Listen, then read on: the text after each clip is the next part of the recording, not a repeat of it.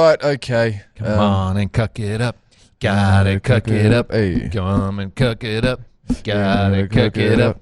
G Lane's away. Oh, well, he's here, actually, but he's had to dip out because he's double booked himself with Joey Wheeler, out of all people. He stood up and said, fuck. Right. I've got a meeting. I said, well, we've got a podcast, mate. What's he meeting Joey Wheeler about? Great New Zealander Joey Wheeler, by the way. Yeah, I don't know. But he's left us disgusting food. Like, if you look at G Lane, would you describe him as a picture of good health? But he eats this horrible sort of wholemeal. Yeah, if you're watching along now on he's YouTube, eaten it already this morning. I mean, it's feral, isn't it? It's a big jar. So if you're going to be that unhealthy, would he just be dead if he didn't eat this? Because it's not making him healthy, but is it just keeping him alive? I think it might be his only source of nutrition. Right. Each day is what's in that jar there. Is that overnight oats? Is that what that is? It's like those gluten-free sort of vegan health food types that then slam a bottle of wine every night. Yeah. The amount of booze that's going through, this isn't going to fight the booze. The amount going through our system, that does not offset 4 Negronis per night. That's like putting one sandbag down in a torrential flood in front of your house. Go, that should be all right. That'll do it. That'll do it. Yeah, no, that is what keeps him running for whatever reason. And he's got a new coffee cup as well, a new reusable coffee cup, which to be fair, he gets one of those every week. And he's got these 2 hairy testicles that he's doing something with as well. Are those his as well? Yeah, look at that. Ooh. Anyway. Kiwi fruit, are they? Anyway, I'm sitting in his seat. So. Yeah, you are. So he might come back at some point, or he might not. How was your weekend? Long weekend? It was really good.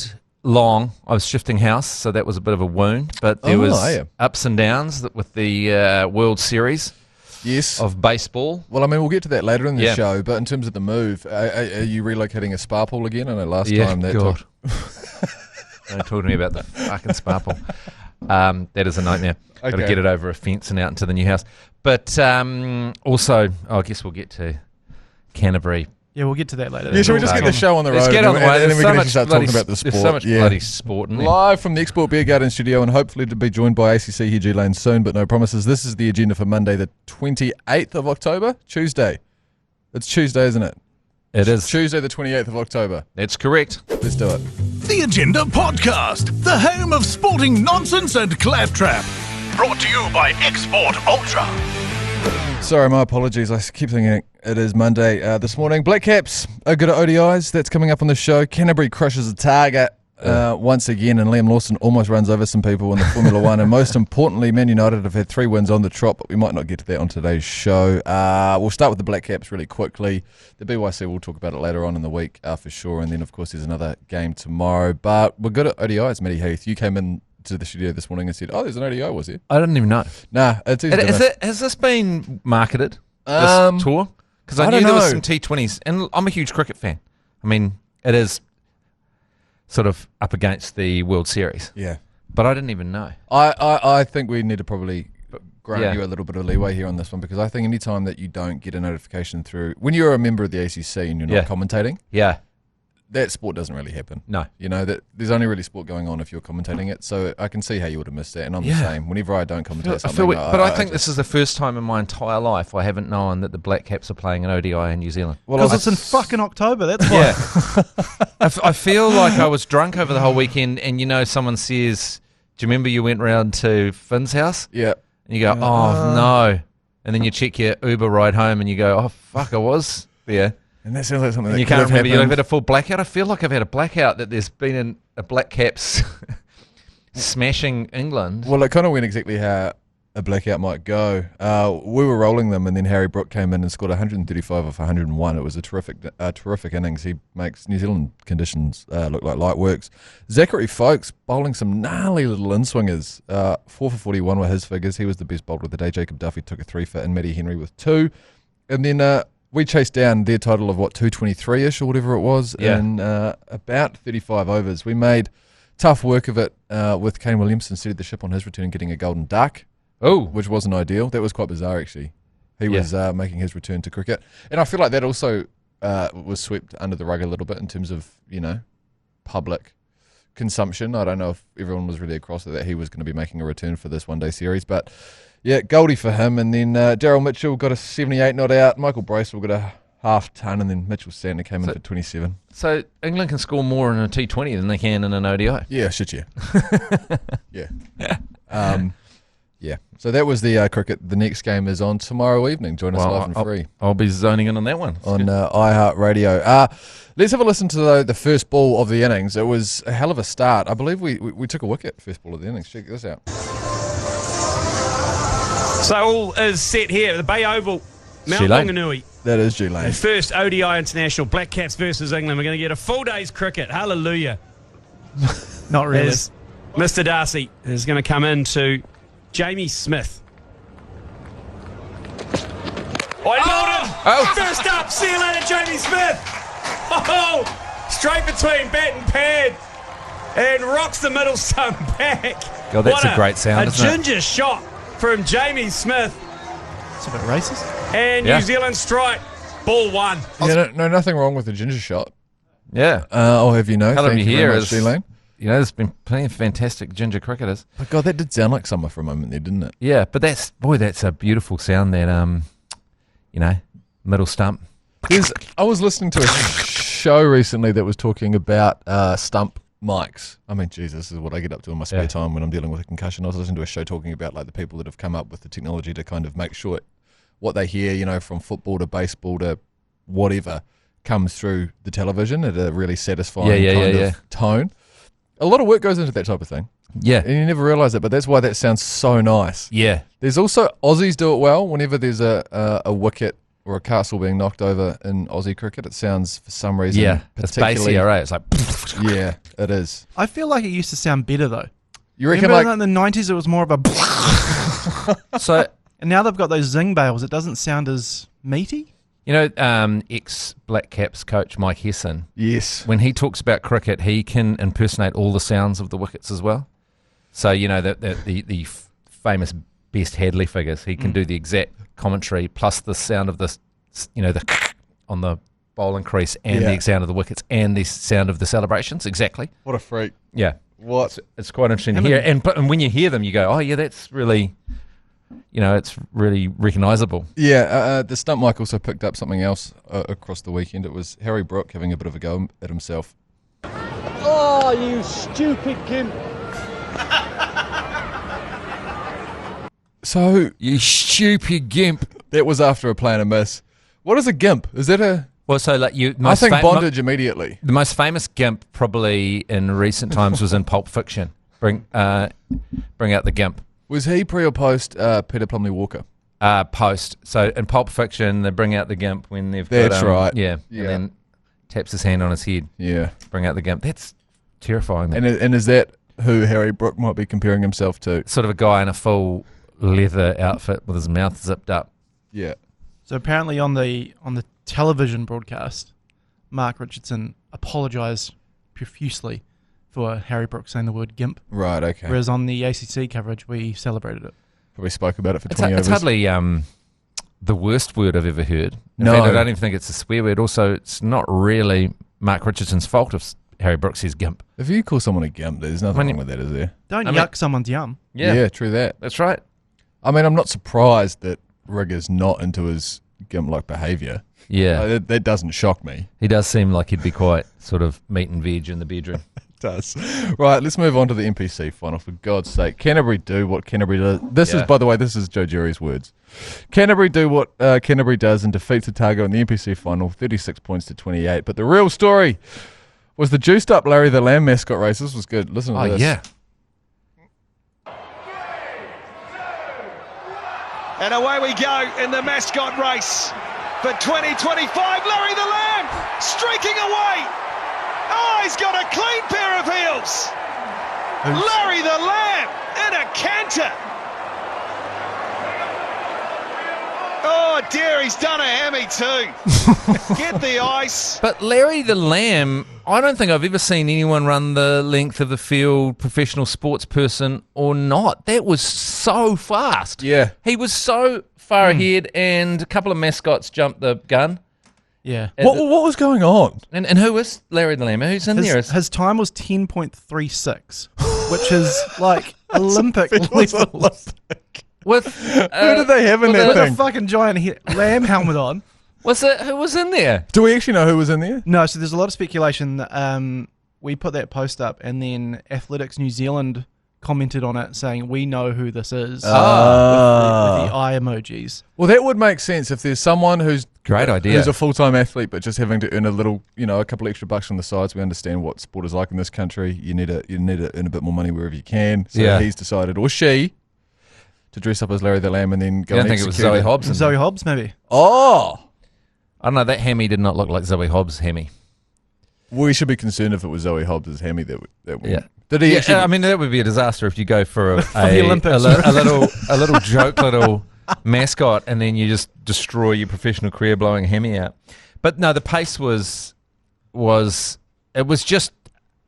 so exciting how fast Larry the Lamb was. G Lane, welcome to the show. Gotta be juicing.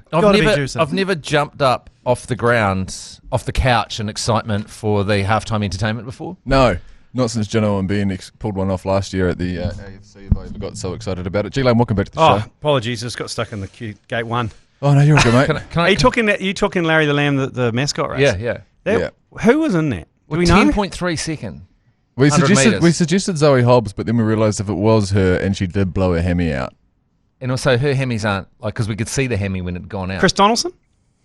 Could be Chris Donaldson. He was the fastest white man in the world for a while. He of course, was that the Black Caps. Was that a legit hamstring injury? Was Nick Willis? Or was he hamming it up? What's Nick Willis up to when he's not wanking? Willis can't. If it's not a 1500, if he went round and round the ground a few times. Joe said 10.3 seconds. If it's not a hub or a tube, then 10.36. 10.36. It's fucking rapid. So with a lamb head on. Yeah. Like the amount of drag with the lamb head. Yeah, that's a good point. There was a tailwind. There was a tailwind. Right. There was a significant tailwind. Maybe the costume was working like a sail. Yeah. And anyway, it was exemplary. Can I just read this text that I sent to Joseph in the weekend because I think it sums up how the nation feels? Fuck Canterbury. Oh, right. Oh, yeah. Okay. Yeah. What a typical give. Otago a wee sniff early, then totally dominate in the second half. Yeah. I've put up with this bullshit from you guys my whole life. Fuck you, Joe. And what was my response? That's what we do. Yeah. That's so true though. It was that game went exactly how I, as a Canterbury rugby fan, am used to games going. How good though? How good under the sun, sunshine. Great afternoon. It did look, and Targa came out flying. Keep that stadium. It's a great stadium. It looks great. So good. It's so good. What are they doing getting rid of that stadium? Shit, it looked good. It actually never looked better in the entire time since the quake. Has that stadium looked better? It finally found its mojo at the last second. It's like what some of those trees that have that final blossom just before they die. Oh yes, yeah, Yeah. It looks beautiful and then dies. Yeah. So it's just like boom. Yeah. Well, the Crusaders have got a couple more games there, I think. Oh, have they? But I don't understand why they don't have it there. Why they don't go and play it in Nelson and then go play one in Timaru or, take it to the regions before you go to Takaha. Don't play in that crapper. It's the best stadium in New Zealand. Put a roof on it. So wouldn't kill them to spend 800 million putting a roof on it. Just turn it into a big glass house. Just put a big dome, put a Chernobyl dome over the top of it. There's something in the glass house for sure. Yeah. Yeah, they love a glass house down there in Canterbury as well. Couple of lettuce. Oh, yeah. The game itself, Christian Leowilli did everything he could to single-handedly pull Otago back in the second half. Yeah. But Canterbury did exactly what Canterbury do, and they just ran away with it. Yeah. In the second half, it was that type of gear where there was always an extra man on the wing. That try just after half-time that Canterbury scored, where there was kind of two Harbour Bridge passes thrown with it back in. It was just like, okay, right, this is happening. That was the in-or, the little back inside. Yeah. And I was like, okay, we're doing this. Then that was just kind of it for the rest of the game, wasn't it? I almost felt like the score was closer than the game was in the end, but the first half was a valiant effort from Otago, but that was about it. On Friday, we almost ripped off one of the greatest same-game multis with Makoni. We had Lucas Casey anytime, Jonah Nareke anytime, tick, tick. All we needed was Dylan Pledger to score, and that was paying $30. Holy hecka. Yeah. Good on you, Pledger. But Pledger, couldn't come through. Old Dylan Pledger, been scoring tries all year, the halfback. Lucas Casey, have you talked about him? No, we've only talked about the halftime entertainment before you got in. Lucas Casey, the open side flanker for Otago, he's the new dream boy. For who? All Blacks. Yo, okay. You watch it. He is going to be good. He's a young fella. This is good. Can't stop scoring tries. He's good. He is good. Hopefully he's in a Super Rugby team next year. Is he Highlanders? Hope so. Does this mean the Highlanders will be good now? I think so. Because they're all local. Play for the Chiefs. Well, they're all local. Yeah, but what will happen is the Crusaders and Chiefs will plunder all of these players. Yeah, we'll take them. Well, Jamie Joseph normally does good stuff, doesn't he? Yeah, he does. He's pesting around down there, and I mistakenly said he was the NPC coach, and I've been abused on a number of platforms for that. But he is pesting around club rugby down there. I've seen him firsthand. Any final thoughts on the NPC season? I loved it. Hell of a season. 5 shield changeovers. Numbers were up, apparently. I feel like it could be better. I don't know. That crowd for that semi-final in Christchurch was horrific. Right. I don't understand what's missing in terms of why fans aren't engaged in it. Yeah. I know why. It's just confusing after Super Rugby. You get all G'd up and then you got to go to un-G and then go again. Yeah. You just got to get rid of one gear. You just need one gear. One gear all the way through the season. Yeah. Look how long the fucking NRL goes for. It's true. It's true. It goes for how many rounds? 26 rounds? I've been saying it for the longest time. What they need is we play our league that goes forever. And there's no Super Rugby. And then there's sort of a Champions Trophy kind of thing between Australia's best teams, South Africa's best teams, and our best teams at the end. Yeah. And so our best team goes through, plays, our 2 best teams or something. I don't know. What do you work it out? We've solved New Zealand rugby a number of times on this. Just the problem with Super Rugby daily. It's no one knows really what's going on, and then you're suddenly supporting Otago again. It's like let's just finish the. Also, franchises that are run and owned by the governing body. Yeah, that's communism. We need to bring some. That's the Super Rugby versus the NRL is communism versus capitalism. The NRL's capitalism. Yep. So things get better and better and better, and they're streamlined, and they're completely focused on the entertainment. They get better and better. Rugby union is communism, and run by the union. Yep. And they just sort of divvy and sprinkle around, and then eventually the wall comes down, and everyone runs over to West Germany. Who's the Uni? It's a great analogy. Who's the Uni in this situation? Well, Steve Chu was Uni for a long time, and I think he heralded, basically just drove the whole thing into a cliff. Yeah. And his platform shoes. Yeah. And Okay. Shall we take a break? We got Vladimir as well. For God's sake. Who's Vlad? I'm just looking through. Have we got any? Vlad? We're going to take a break and then we're going to come back with everything you're ready to go on for. Yeah, and then G Lane, you're also going to tell everyone to get down to Harborside Function Centre in just a moment as well. That's right. Matt Heath, me, you, Mashy, Dylan Cleaver, the meat cleaver. Hopefully he gets it out this Friday. And Paul Stewart Ford this Friday. The BYC with an agenda. Yeah, live from Wellington. Do I have to do any prep for this? Nah, look, this is one of these podcasts where we're just going to jump up on stage and go for it. Me and Mash did a live podcast together with a song and dance. There was balloons. Actually quite a bit going on. There was we've kind of gone quite lo-fi on this one. I think that's what you got to do. You got to go lo-fi. The podcast should be like the podcast. Yeah, we're going to talk a lot of shit. We're going to do a lot of pre-game before the third one day and the next day. Then we've got the Hairy Javelin coming in. Shit, and with the Hairy Javelin, how hot? What we're going to do, there's 2 videos that we want to go deep with him. One of them is obviously that final over, and we are going to go basically second by second, pausing the video and asking him, detailed questions like, really, did Daniel Vittori win us that game? Yeah, when he chopped down on that wideish delivery. Yeah, and just talking us through it for a boundary. Yeah, went backward a point. And discussing what was discussed when they come together. Yeah. Like we'll pause it and go, what is the conversation here? And why doesn't Dan like him? Because Dan, there was no hug. Yeah, we're going to go deep into his celebratory and also routine. Was he being sportsmanly when he helped Dale Steyn up off the ground? No, it was Morné Morkel, wasn't it? No, it was Steyn. It was Steyn. Yeah. Something came out of Morné Morkel's nose, like a lot of liquid came out of Morné Morkel's nose. I'm mixing those two up. But was he being sportsmanly or semi-rubbing it in? Yeah. Because Dale Steyn just served it up for him. Yeah. And he spanked him for 6 over log on, right? Yeah. And then he goes over and everyone goes, how sportsmanly to help him up off the ground? Or was he helping him out going, get out, you loser? Yeah, you know what I mean? Yeah, we're going to get into this. Sometimes when you're being that magnanimous, you're actually rubbing salt in the wound a little bit. Yep. Maybe just leave someone stewing in their own juices on the ground. And also, he did that and ignored Vittori, who was just looking for a cuddle. Yeah, that's right. He did. He ignored Vittori. Yeah. So we're going to get into all of this because is he this really... is going to be a real fucking roast of that motherfucker. Yeah. Is he really the villain? There's roast of Harry Jab. There's also roast the jab. Roast the jab. Roast the jab. Roast the jab. Anyway, there's another video we want to play as well, which people haven't paid as much attention to, and that was quite a controversial moment at the Oval. When he got knocked over, he ran into one of the bowler ran into him, knocked him over, and they ran him out. Yes. And can you remember it was Vittori on the balcony, absolutely like screaming at the English balcony about being cheating fucking cunts. That's the only time I've really seen Dan Vittori totally lose his cool. Yeah. And be himself. Yeah.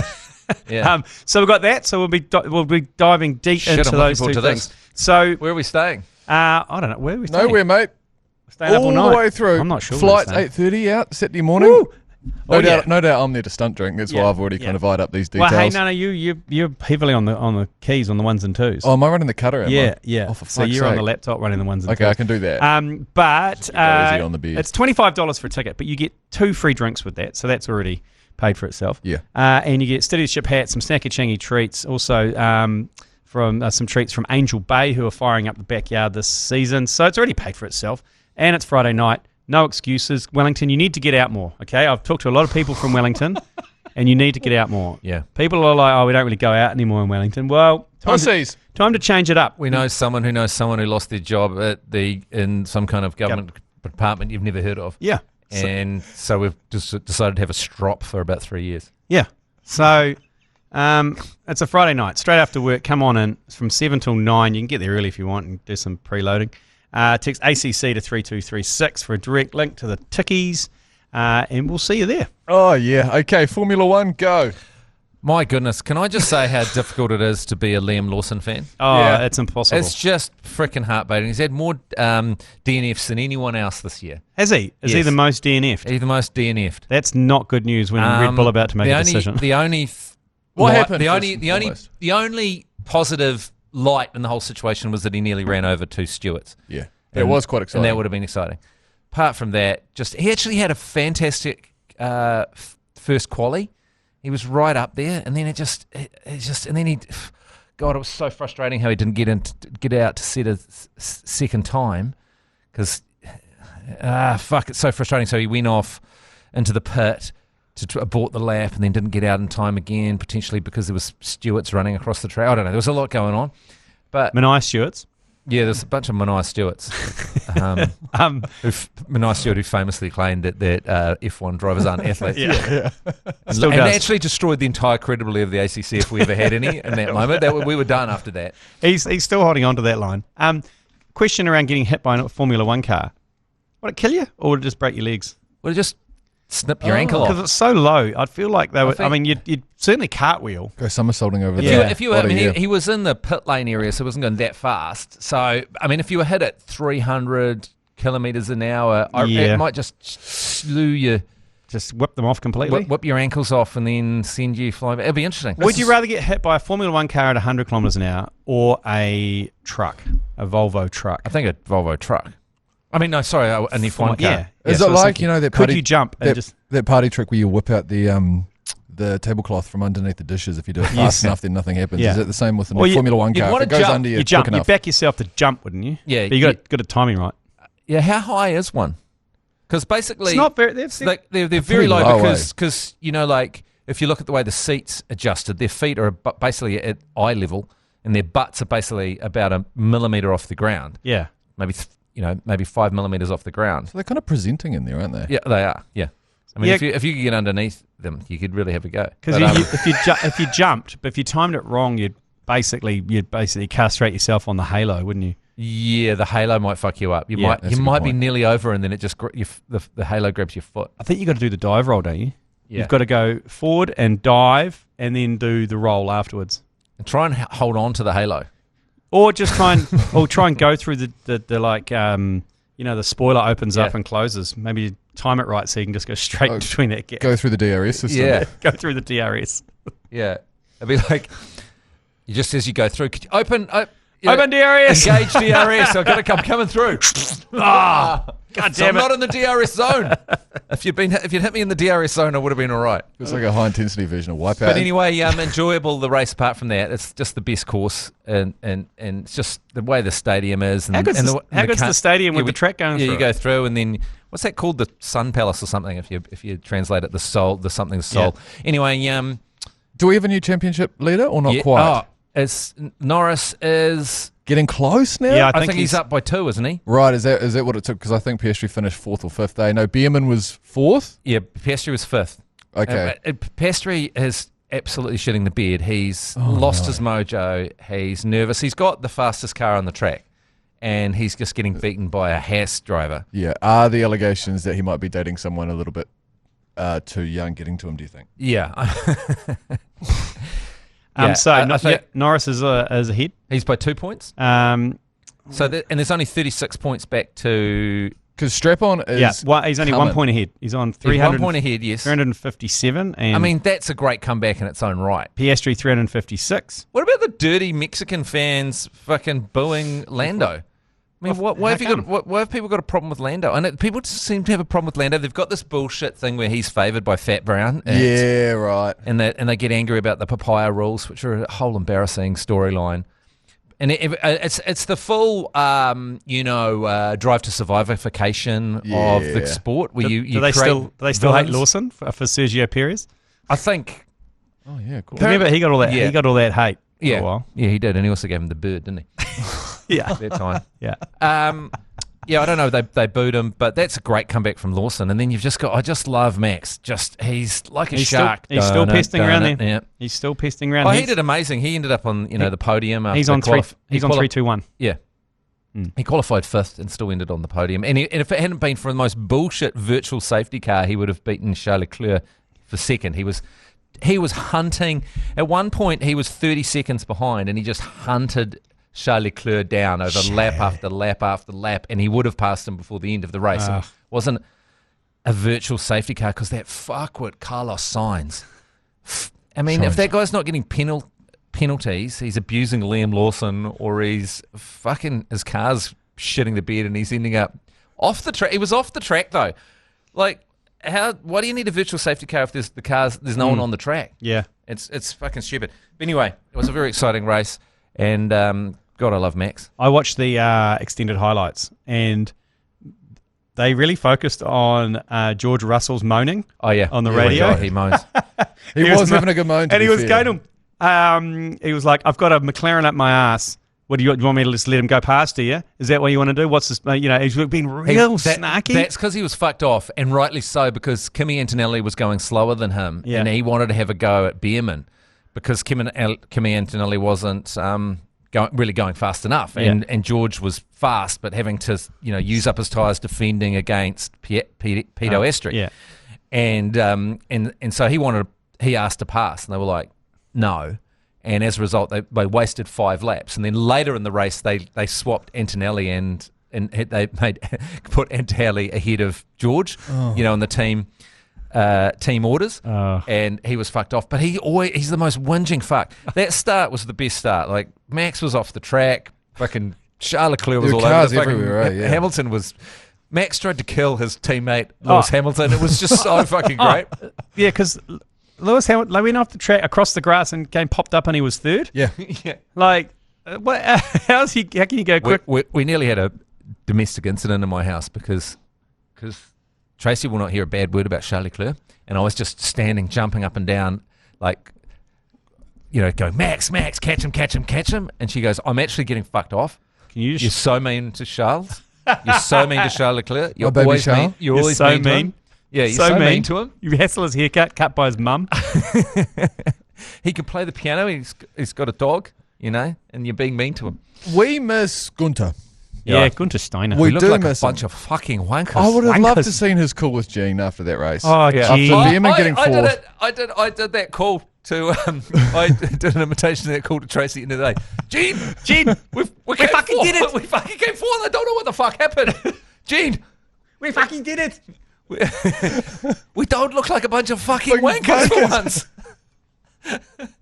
They need to get him back. Beerman's great, and also their car was quite fast as well because he had, he was holding off a bunch of a lot faster cars. Who's the wounded that's running things over at Haas now? Then, if it's not Gunther, who's it? Gene. Yeah, who was it again? I forget. Yeah. Oh, well. What's his name? Yeah, fuck. We can move on. Anything else to add about the Formula 1? Or is it about where we start? Do you think Max can do it? We got 4 more races. Lawson sitting at 15th. He's ahead of Tsunoda, but he's not ahead of Hedger. I'm just thinking because in 2 weeks' time they make a decision on the Red Bull drivers. I think they might wait till Qatar to do it. Yeah, which is when? Anyway. Near the end. It's like Liam's just not... He's got such bad luck. And it's just compounding bad luck, It's just... But he did shoot this... He's sort of in some stuff. So, I don't know. Yeah. Who knows? And positive news this is what I'd say to Helmut Marko. Just keep it as it is. You got Yuki and fucking Max, and you got bloody Hedger and Lawson. Let's just give it another year. Yeah. Let's just leave it as it is. Where you bring in Lombard or some other pest. Make your car a bit better so you can drive it a bit better. Yeah. And then all of a sudden you'll be back up in that championship conversation before you know it. Yeah, exactly. Good point. Should we take another break? I think that went on a bit long, and we'll come back with some World Series chat. Yeah. All right, 1-1 in the World Series, fellas. You've been watching along. Yeah. So the Blue Jays took out the first game. Was it controversial or not? The first game, it's always controversial when that cheated George Springer's playing. Right. How many runs did they get in one inning? He's definitely getting 6 in one innings. He's definitely getting calls again, eh? But also, they've got a... Would you say he's definitely getting calls again? No, it's 2017 all over again. He's getting calls. He's just fighting through a knee injury from some dirty pitching. Oh, it was fucking great. For those that don't know, you're a massive Dodgers fan. Yeah. So you'll be all in on the Dodgers. Yamamoto just fucking drilling people. Yeah, that's the problem. The Blue Jays, they just got to get through the starting pitching and get into the bullpen because your bullpen sucks. Yeah, well, so does your bullpen. Yeah, I know, but I think yours is much worse. You are. He's a Blue Jays man. Oh, you're a Blue Jays man, are you? Yeah. The reason why I think the Blue Jays are in trouble is because they tried to invoke the curse of Colonel Sanders. Yeah, I saw that. Yeah. You know the curse of Colonel Sanders. I saw Colonel Sanders sitting behind home plate. And that's not fair because none of the 3 Japanese players in the Dodgers ever played for the Hanshin Tigers. So the curse, in case you don't know, it's a Japanese urban legend that holds that the ghost of the KFC founder Colonel Sanders placed a curse on the Hanshin Tigers baseball team. Mm-hmm. The curse was said to be placed on the team because of the Colonel's anger over the treatment of one of his storefront statues, which was thrown into the Dotonbori River by Hanshin fans before their team's 1985 Central League pennant. As is common with sports curses, the curse of the Colonel was used to explain the team's failures in subsequent years. So, a dirty Canadian, and the Canadians have behaved terribly as a fan group. They're an absolute fucking disgrace the way they chanted, "We don't need him," to Shohei Ohtani. Well, we don't. Really? Because he smoked a 2-run home run. Yeah, but why pay him all that money when you can have a bunch of Ernie Clements and Lucases come out? And Astros reject cheaters.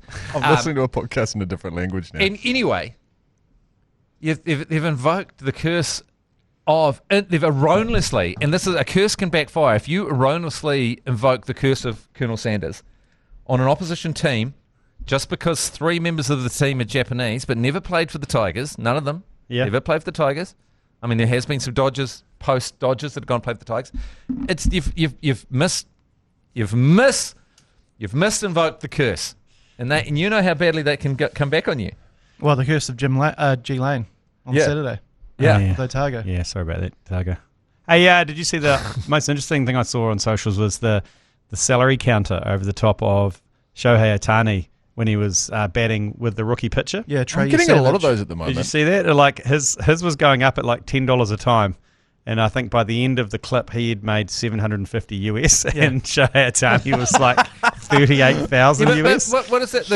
The Blue Jays running this fucking line because Shohei didn't take their $700 million offer and took the $750 $20 million offer from the Dodgers because he preferred to play with the Dodgers. Oh, the Blue Jays wanted him as well originally. Oh, yeah. That's why they're calling it the battle. They're calling it the Battle of the Plane because he flew up there. And he used the Blue Jays to up his price at the Dodgers. Right, okay. He said, I'm coming. Smart. I mean, you get one of these in every sport. Yeah, and so the Blue Jays are like, oh, we didn't want him.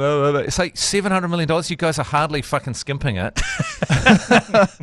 It doesn't quite ring true. And also, the Dodgers spend 78% of all the money they earn on players, by far the most in the league. So everyone hassling them about spending more money. Their owners believe in baseball and not making money. It's like the Brewers were complaining. They spend 38% of the money they earn on their players. So if you want to compete with the Dodgers, you have to spend, you have to be an organisation that only believes in the sport. It's not about rinsing that particular team for profit. So really they should win because they spend the most amount of money. Well, that's not really how baseball works. And you've got to say the Blue Jays have spent a fuckload of money on their team as well. When's Game 3? Today. Okay. 1 o'clock-ish? Whereabouts? The first 2 games in Toronto? Yeah, no, it's back in LA now for the next 3. Yeah. Which is a weird thing. It goes 2-3-2. Yeah. Which is quite frustrating. Oh, that is weird. You know how when you do those Export Beer Garden tours, G Lane, and it's just for some reason every time you guys are really lucky and something big comes up. Yeah, it always seems to be something on. Would you ever consider doing one about the World Series time of year? Well, it's hard to know who's going to be in the World Series, though. That's the problem. Point. We have to plan it. It doesn't plan really matter, though. You have to plan it. Oh, yeah, where you go. Yeah. Yeah. I mean, the that's Dodgers will be there, so you can plan to go to LA. The sports equinox would be good. So we plan it in the time where there's going to be a World Series, NFL, NBA, and NHL on, which is around about this time. All 4. Well, I'll tell you what is interesting today, and we just got to say that an incredible pitching an entire game. Oh, Yamamoto, Yoshinobu Yamamoto. Also going to go to the Blue Jays, but then they no. Yeah, but he took $300 million with the Dodgers instead of $300 million with the Blue Jays saying we don't have enough money. They offered him $300 million, but he wanted to hang out with Shohei. Yeah, and his interpreter. But anyway, you're putting up Max Scherzer. Great tipster. Scherzer today, who's a dangerously old psychopath. He's a psychopath. So did you see when they tried to pull him out of the Mariners game, and he told his coach to fuck off. Oh, yeah, no, that's good shit. I love him. He played for the Dodgers briefly, but he's a psychotic human being. He's got a bit of a grade cricket feel about it. Like, I feel like I would have come across the manager came out and was like, hey, you gotta go. That's and he's what you like, need. Fuck off! You need a bit of that. And they were like, okay, we don't want an incident. The last thing I want is an incident on the mound out here. And he also, I think it was We've got someone like that batting 4 for the Copwood Falcons. He played for the Phillies. He put, who's the guy that was at the Nationals and then went to the Phillies? Oh, you will know. Matt? Just 1 second. Dave? Hang on, was it the Nationals? Jerry. Oh, fuck. I know who you mean. And then he went and won the World Series of the Phillies. Yeah. So they were playing together with the Nationals. He was like the young superstar of the MLB. And in the dugout, put him up against the wall with the hand to the throat. Yeah, that's right. Don't talk to me like this! So he's a fucking lunatic. Okay. So Mad Max. Okay. Well, up against Glasnow, who's a young, dangerously good-looking 6'8" giant that the Dodgers are putting up there. He's just an absolute superstar on the mound. And Shohei will pitch tomorrow. Yeah, and then Shohei pitches tomorrow. So it'll be interesting to see. So, that the curse of the plane now for chanting, we don't need him. We don't need him. Crazy chant against. I've been watching Shohei for a very long time. He got this angry look on his face that you see every now and then when they were doing the chant. He was like, and then in the press conference, Shohei was like, my wife loved the chant. The chant was great. Was that his interpreter? His wife loved it. Hey, I saw this interview with Mookie Betts the other day, and he goes, yeah, Shohei talks English in the dugout. Of course he does. Of course he does. But when it comes to interviews about his interpreter, he's like, oh, no English. No English. Anyway, it's a big game today. Game 3, 1-1, and the Blue Jays are a worthy opposition to the Dodgers. They've made it slightly interesting. In terms of actual performance, is this kind of Dodgers to lose situation, or is it no, 100%. No, they've got spend that amount of money. You need to. They've got a powerful batting lineup, but they do have their biggest disadvantage is this dangerously fat guy. There's this plump Bombalatti that's about 5'2". There's like was he umpiring that? Alejandro Kirk. There's a fat dwarf at the plate. He's 5'7", and he weighs 400 pounds. He is the slowest. He waddles. He's like a duck. He can't get. If it's a base hit, he can't get. Normally, you'd get from first to third. Yeah. But he can't. He can only go one base at a Who time. did you remind me of there when you were saying that? The guy that used to... No, the umpire from the first one-day international. Oh, no, who used to narrate that police show, who would always go fat dwarf. Stinking fat dwarf loser. Officer Graham Bell. Graham Bell. R.I.P. Rest in peace. This guy, he fucked up because he was on doing this, the one knee thing behind that was a gimme to us.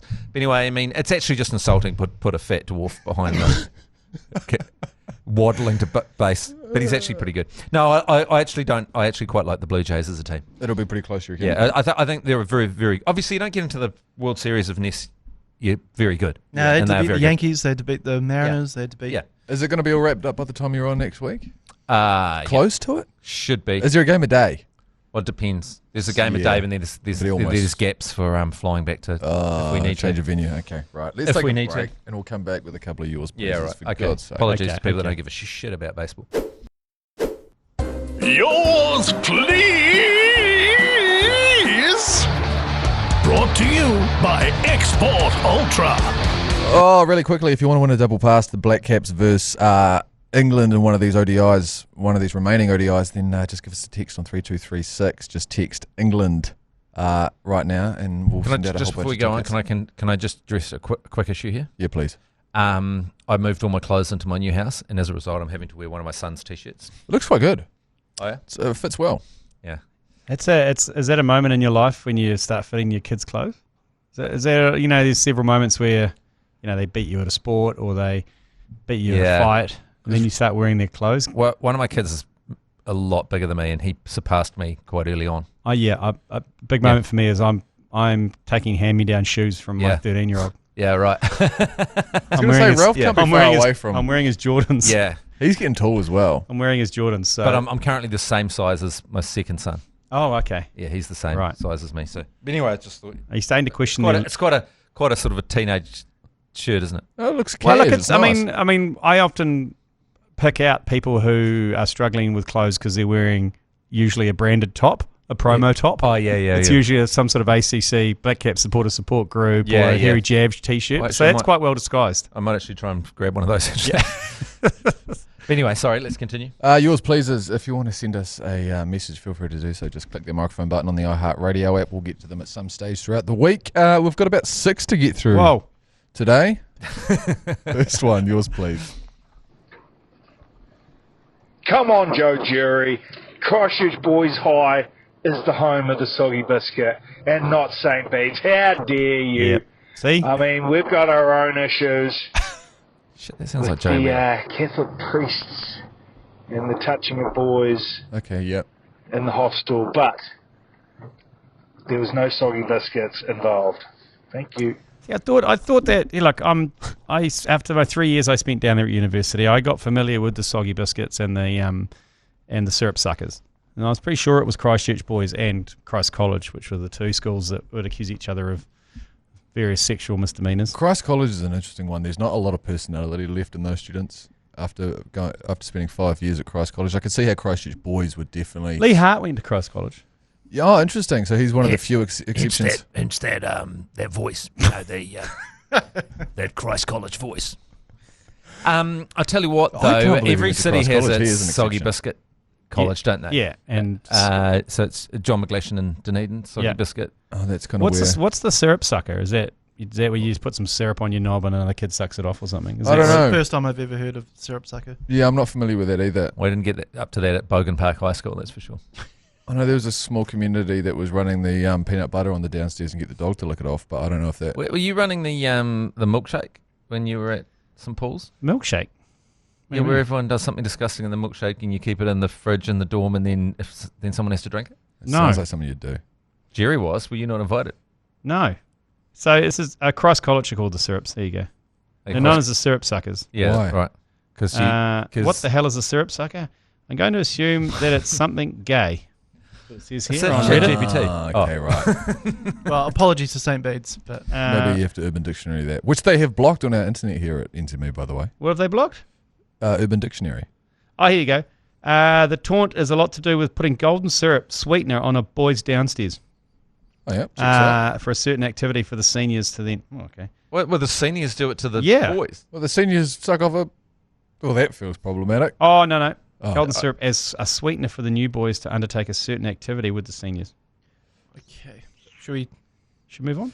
I feel like we should. Next one, yours, please. Who's doing that in Auckland? Is that the Kings? Yeah, Kings and St. Kitts. Yep. Definitely Kings. Nice. Oh. Okay. Oh. Yep. Nice.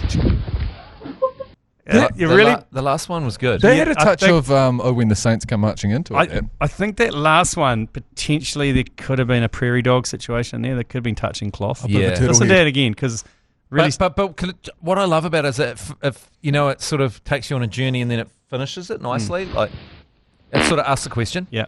I mean, it's tight. It's tight. Develops it. Wait. And this one here. There you go. It finishes it. Yeah. And that one, of course, was the one too many. Like gambled and lost with the last one, but it does tell a story and it finishes. So that was good. Thank you. Next one, yours, please. Now, there's about 4 in a row here, which are related to the NPC Final. Okay, right, here we go. Okay. G'day, G Lane. Just tuning in from Christchurch here, wondering why the fuck are we playing cricket this time of year, and also wondering why the fuck Canterbury's so good at rugby. Canterbury! Crusaders, mana! Crusaders, mana! Crusaders, mana! Up South Canterbury! Okay, next one. Oh, God. Oh, gosh. Stop pretending you care. Get fucked, cunt. Can I give an approximate location on ACC Head G Lane? I'm in Christchurch and I feel like a certain team has just been absolutely done for. Did you go? And there's only one thing that could really explain what's going on here. Yours, please. I wanted to go. That's enough. From the church, we're in Christchurch. Chiefs have no money. Fuck yeah. Hey, G Lane. Fuck you. Security. No money. Okay. Oh, yeah, that okay. fills up my cup, that last one. What about that? We serve drinks, not drunks. What's going on there? I've seen that on the wall all the time at the church. Well, good on you, Canterbury fans. You've won the NPC. Well done. Last one. One more. Yours, please. Good day, mate. I was wondering if Shohei Ohtani plays cricket, not the baseball. I hope he will be a really nice all-rounder cricket player, but the shape of the bat is different, and the way to throw ball is also different. So, what do you think? I love to listen to the podcast. Love ya. Fuck it. Interesting. Yeah. Was it Dutch? Sounded Dutch at the end. I think it was a robot. And at times, there was some Southeast Asian vibe, and then at other times there was a bit of German. Bit of Dutch, I thought. Anyway, I mean, you're right. There was Dutch at the end. Would he be an all-rounder? Well, I'm just wondering if the Auckland Aces have $700 million to pay Shohei Ohtani. Be audacious. Before we get into the whole, looking whether he would learn to play cricket. I think they might blow the budget of a lot of professional sports teams. The salary cap of an HRV. I think he'd be pretty handy. He would be pretty handy. He'd be handy, yeah. He would be very handy. But I mean, he'd have a bent arm. Like he would come in like show of actor. Yeah, I reckon it would be. I reckon it would be easier for he'd be T20 because he's only interested in smoking it out of the fucking park. Oh yeah. He'd sit deep in the crease and just look to put everything over the Harry Brook. Yeah. Whereas I don't know if you can really change. I don't think pitching has nearly nothing to do with bowling. If you know what I mean. Yeah. Is it controversial to say that it might be easier? I mean, the skill level is probably so much different, but it's easier to make the transition from cricket to baseball than it would be from baseball to cricket. I think. Oh no, because I think pitching is pretty far. How good would it be to have Shohei Ohtani though sweeping on the deep square leg boundary? Oh yeah. There'd only be one to him. Imagine the ball over the top of the stump. Just a cannon. Yeah. Fuck, never two to Shohei. Never two to Shohei. Yep. All right, that just about does us for God's sake. Also, the A-League. Auckland FC got up. The Phoenix got up. Fucking A, what else happened? The White Ferns, did they lose? They only won one game in that World Cup. Absolute horror show. Sweep that one under the rug pretty quickly. But yeah, the footy. Maybe we'll talk more about the footy tomorrow. Yeah, let's do that. Okay, love you. See you later. Bye. You've been listening to the ACC's Agenda podcast. brought to you by Export Ultra. For more episodes, like and follow on iHeartradio or wherever you get your podcasts.